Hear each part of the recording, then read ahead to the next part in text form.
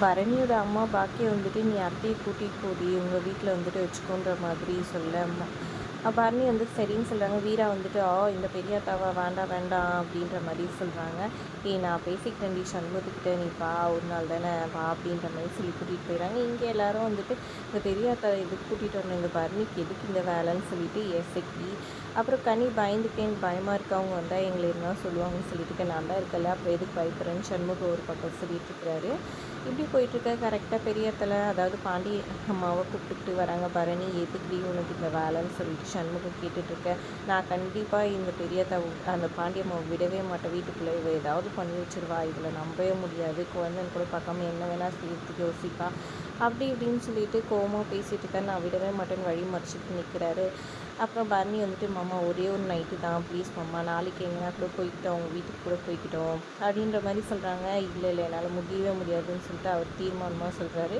சண்முகமும் சொல்கிறாரு, அப்பா விடுப்பா ஒரு நாள் தானே அவங்கள மாதிரி நம்ம எதுக்கு இருக்கணும் அப்படின்னு சொல்லி கேட்கா. இல்லை என்னால் முடியவே முடியாது, நீங்கள் என்ன வேணால் சொல்லுங்கள், வேறு எது வேணால் செய்கிறேன், நான் இதை மட்டும் ஒத்துக்க மாட்டேன்னு அவர் சொல்லிடுறாரு.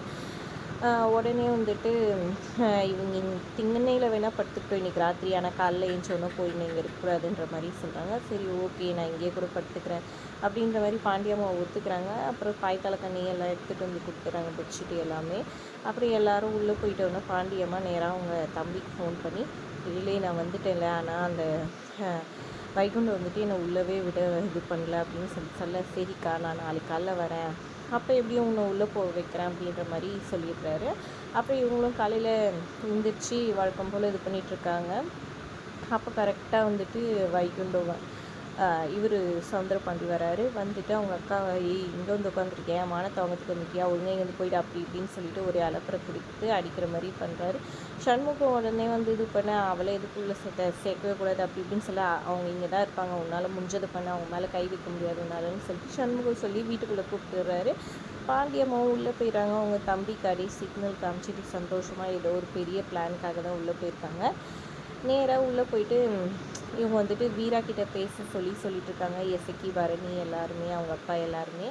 சரி நான் பேசுகிறேன்ற மாதிரி சண்முகம் சொல்லிடுறாரு. நைட்டு வந்துட்டு வீரா வந்துட்டு சாப்பிட்றதுக்காக உட்காடுறாங்க.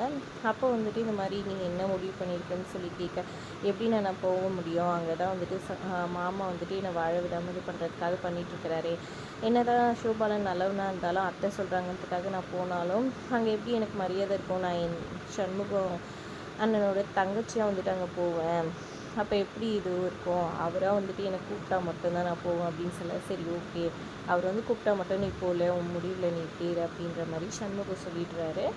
இது எல்லாத்தையும் வந்துட்டு அவங்க தம்பிக்கு வந்துட்டு போட்டு கொடுத்துட்றாங்க. பாண்டியம்மா ஏதோ ஒரு பெரிய பிளானோட தான் இருக்கிறதா வந்துட்டு தெரியுது. நல்லாவே என்ன நடக்க போகுதுன்றதை பொறுத்து பார்க்கலாம். வீடியோ பிடிச்சிருந்தா லைக் பண்ணிக்கணும்.